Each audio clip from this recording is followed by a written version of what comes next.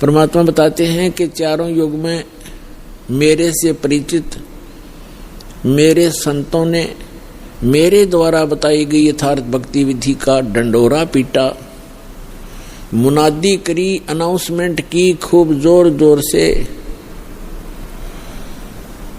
और मैंने भी आकर के प्रत्येक युग में इस यथार्थ ज्ञान रूपी हीरे मोती लालों की वर्षा की। लेकिन हम पर विश्वास ना करके इन काल के दूतों, नकली आचार्यों, शंकराचार्यों और इन झूठे गुरुओं पर विश्वास करके पूरा मानव समाज वर्तमान में डले ढो रहा है, कंकर पत्थर कौड़ी इकट्ठी कर रहा है लाल के स्थान पर। अर्थात यथार्थ ज्ञान और यथार्थ भक्ति विधि ये तो है हीरे मोती और लाल यानी बहुमूल्य, ये है वास्तव लाभ देने वाले। और जो गीता अध्याय नंबर 16 के श्लोक 23 में कहा है कि शास्त्र विधि को त्याग कर जो मनमाना आचरण करते हैं, मनमानी पूजाएं करते हैं जो शास्त्रों में सदग्रंथों में विद्यमान नहीं है, तो उनको न तो कोई सुख होता है, न उनको कोई सिद्धि प्राप्त होती है और न ही उनकी गति होती है, अर्थात व्यर्थ, यूजलेस। तो जो शास्त्र विधि को त्याग कर सदग्रंथों के विपरीत साधना है वो परमात्मा ने बताई है कि वे डले हैं, ढेल, ढेल माने डले, कंकर पत्थर जिनकी कोई वैल्यू नहीं है।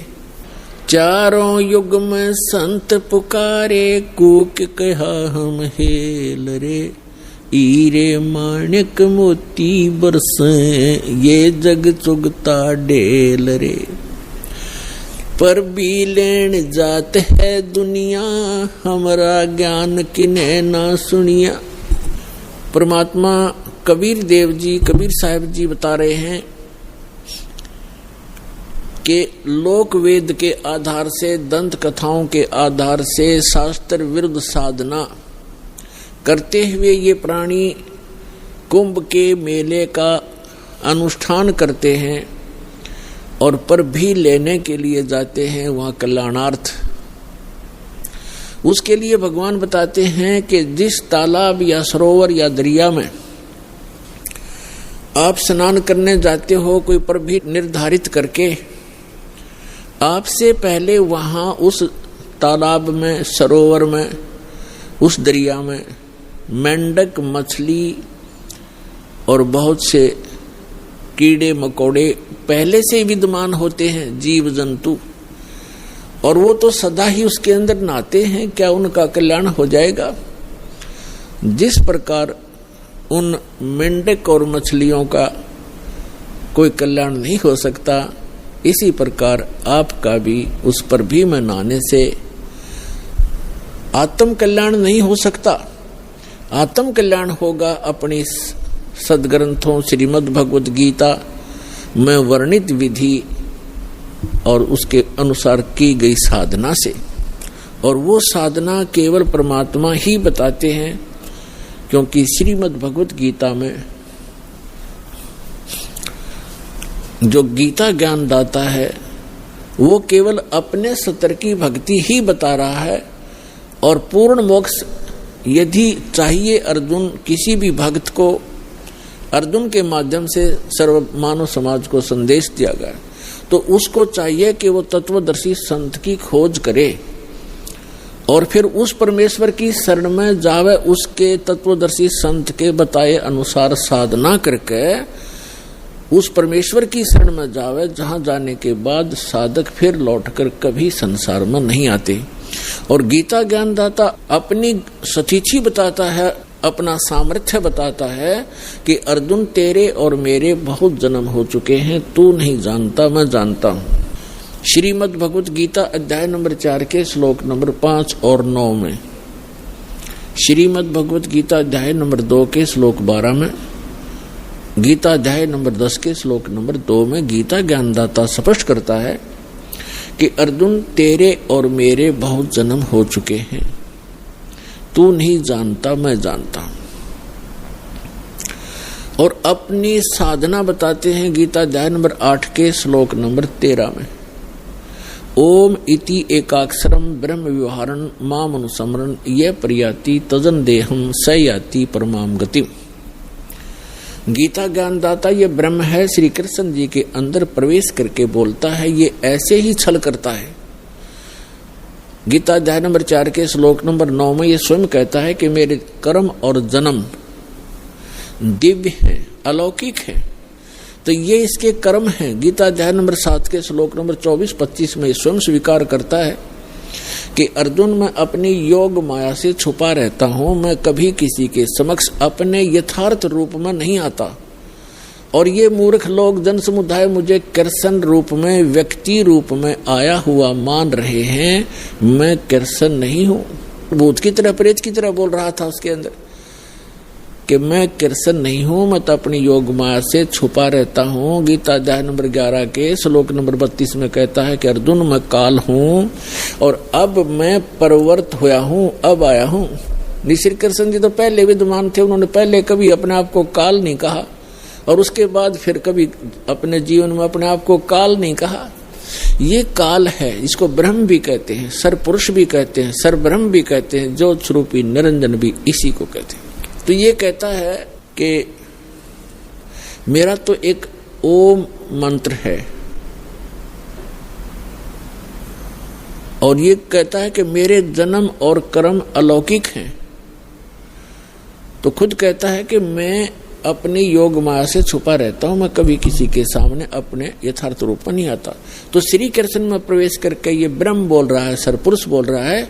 8वें अध्याय के 13वें श्लोक से भी स्पष्ट हो जाता है, ओम इति एकाक्षरम ब्रह्म व्यवहारन माम अनुसमरण। माम ब्रह्म, मुझ ब्रह्म का केवल एक ओम अक्षर है, उच्चारण करके सिमरण करता हुआ यह प्रियाति तजन देहम, जो शरीर त्याग कर जाते हुए इसी का सिमरण करता हुआ जाता है, स याति परमाम गतिम, वह परम गति को प्राप्त होता है। यानी ओम से मिलने वाली जो परम गति है, ओम से मिलने वाली परम गति क्या है? ब्रह्मलोक में जाता है साधक।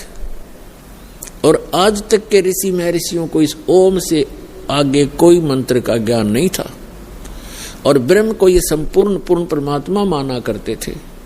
और फिर घुमा फिरा कर इन्हीं ब्रह्मा विष्णु महेश तक ही इनकी बुद्धि की सुई आकर टिक जाया करती थी, क्योंकि इनको कंप्लीट स्पिरिचुअल नॉलेज नहीं था। कारण क्या है कि वेदों में ज्ञान तो उस पूर्ण परमात्मा का अधिक है, ऐसे ही श्रीमद् भगवद गीता में ज्ञान तो पूर्ण परमात्मा का ही अधिकतर है, लेकिन पूजा की विधि केवल ब्रह्म तक की है। और गलती से इन ऋषि महर्षियों ने सतगुरु के अभाव से इस ब्रह्म को पूर्ण परमात्मा भी कह दिया, इसको पूर्ण ब्रह्म भी कह दिया, इसी को पूर्ण ब्रह्म मान लिया ब्रह्म को, जबकि ये स्वयं स्वीकार करता है कि वो परम अक्षर ब्रह्म तो कोई और है, मुझसे भिन्न है, और उसकी साधना करने से पूर्ण मोक्ष होता है।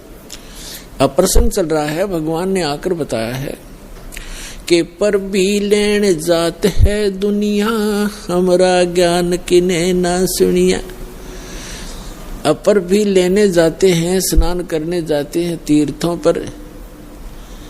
ये तीर्थ क्या है, ये तीर्थ क्या है, ये कैसे निर्मित हुए, इसके विषय में ब्रह्म पुराण में, ब्रह्मा पुराण में बहुत विस्तृत जानकारी है, और विष्णु पुराण के अंदर भी। उसमें क्या बताया गया है कि जैसे किसी संत ने किसी सरोवर के किनारे या दरिया के किनारे बैठकर अपनी सुविधा अनुसार, यानी जल की आवश्यकता होती है अधिकतर जीव को नहाने पीने वस्त्र आदि धोने के लिए, और साथ में फिर भक्ति करते हैं, उनके किनारे बैठ कर के उन्होंने अपने अनुष्ठान किए। जैसे भी उनको गुरु मिले, जैसा भी वो अध्यात्म मार्ग से परिचित थे। उस आधार से उन्होंने वहां भक्ति करी बैठ के, और वहां से जो साधना उन्होंने की उस साधना अनुसार अपना शरीर त्याग करके वो चले गए उस लोक को, उस स्थान को प्राप्त कर गए जहां की उसने साधना की थी। अब बाद में उसकी यादगार में उस महापुरुष ने वहां शरीर तो छोड़ना ही होता है, उसकी यादगार बना देते हैं।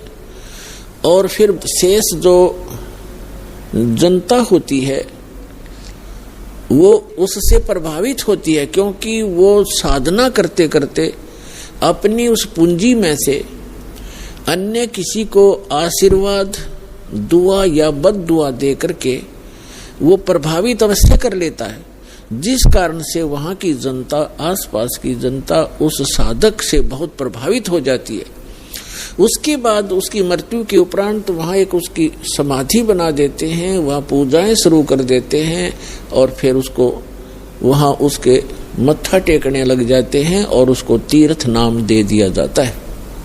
अपुण्यात्मा परमात्मा ने आके ये निष्कर्ष दिया है कि जैसे अमरनाथ कैसे बना, अमरनाथ की स्थापना कैसे हुई, ये कैसे वेल नोन हुआ, सुप्रसिद्ध क्यों हुआ। भगवान शिव ने पार्वती जी को ये अनमोल मंत्र दिया था जिससे मोक्ष संभव है। और वो कौन सा मंत्र दिया था? जो 5 नाम का ये दास आपको देता है। प्रथम मंत्र में बीच बीच के जो 5 मंत्र हैं, ये शिव जी ने इस मंत्र का ज्ञान था और इसी को ये अमर मंत्र मानता था। एक तो पुण्यात्माओं, हमें कंप्लीट स्पिरिचुअल नॉलेज ना होने से, संपूर्ण अध्यात्म ज्ञान ना होने से हम इन नकली संतों के द्वारा घने भ्रमित हो गए। हम क्या सोचते हैं कि गुरुजी ने मंत्र दे दिया, नाम दीक्षा दे दी, और फिर क्या होता है, उन भ्रमित लोगों के पास जाकर के आप उनसे फिर प्रभावित हो जाते हो, जिनको कंप्लीट स्पिरिचुअल नॉलेज नहीं है, जिनको पूर्ण अध्यात्म ज्ञान नहीं है। तो वो क्या पूछते हैं आपसे कि आपने दीक्षा ली है वहां से, बरवाला से, कितने दिन हो गए? 1 महीना, 2 महीने, 1 वर्ष, 2 वर्ष, जैसा भी जिसको। फिर वो पूछते हैं क्या आपको भगवान दिखाई देते हैं, भगवान के दर्शन होते हैं? अब आपके पास इसका कोई उत्तर नहीं। तो पुण्यात्माओं, कहने का भाव ये है कि दास जो आज प्रसंग आपके समक्ष स्पष्ट करना चाहता है, एक विषय स्पष्ट करना चाहता है कि परमात्मा की प्राप्ति, मोक्ष की प्राप्ति परमात्मा के दर्शन से नहीं, उस परमात्मा के मंत्र से होती है।